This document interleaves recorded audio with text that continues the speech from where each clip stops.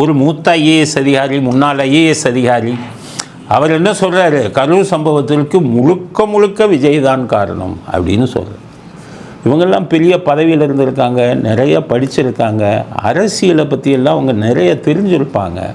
அப்படிப்பட்டவங்கெல்லாம் இந்த கருத்து பிடிச்செல்லாம் பொறுப்பு இல்லாமல் சொன்னால் அதை எப்படி ஏற்றுக்கொள்ள முடியும்? பல தடவை சொல்லியிருக்கேன். நீங்கள்லாம் ஒரு ஐஏஎஸ் அதிகாரி, எத்தனை ஊர்வலத்தை பார்த்துருப்பீங்க, எத்தனை போலீஸ் பாதுகாப்பை பார்த்துருப்பீங்க. கரூர் சம்பவத்துக்கு ஊர்வலத்துக்கு வந்த தலைவர் எப்படியா பொறுப்புன்னு சொல்கிறீங்க? எந்த இதில் பொறுப்புன்னு சொல்கிறீங்க? சந்திரலேகா ஒரு தலைவர் வராரு, அப்போ கூட்ட நெரிசல் மிக அதிகமான கூட்டம், அதில் சில இது நடந்து போகுது, சில டெத்து நடந்து போகுது. உடனே அதுக்கு அவங்க தான் காரணம்னு சொல்ல முடியுமா? அவங்களுடைய செல்வாக்குக்கு ஏற்ற மாதிரி கூட்டம் வரும், ரசிகர்கள் வருவாங்க, கட்சி தொண்டர்கள் வருவாங்க. நான் தான் ஏற்கனவே சொல்லியிருக்கேனே, எம்ஜிஆர்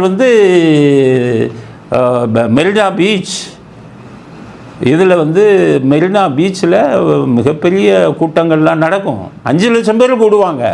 அதுக்கெல்லாம் எம்ஜிஆர் வந்திருக்காரு. 5 லட்சம் பேர் கூட்டத்தையும் சமாளிச்சிருக்காங்க. மதுரை தமுக்க மைதானம், அப்போவே மிகப்பெரிய தலைவர்கள்லாம் இங்கே கூட்டம் நடத்தியிருக்காங்க.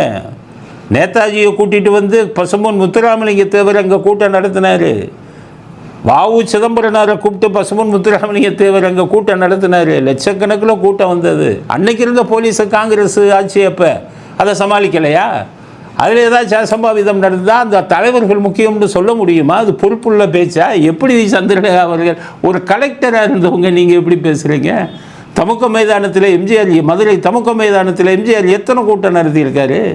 அன்றைக்கெல்லாம் ஒரு சாவு கூட இல்லாமல் கருணாநிதி முதல்வராக இருக்கும்போது பண்ணலையா?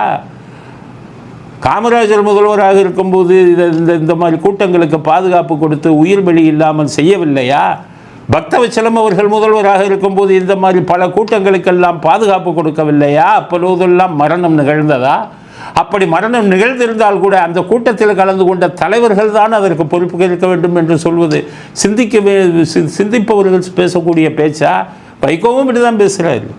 அப்போ வைகோவாச்சா அரசியலுக்காக பேசுகிறார், திமுக கூட்டணியில் இருக்காங்க, அதனால் திமுகவுக்கு ஆதரவாக பேசணும் அப்படிங்கிறதுக்காக பேசுகிறாங்க.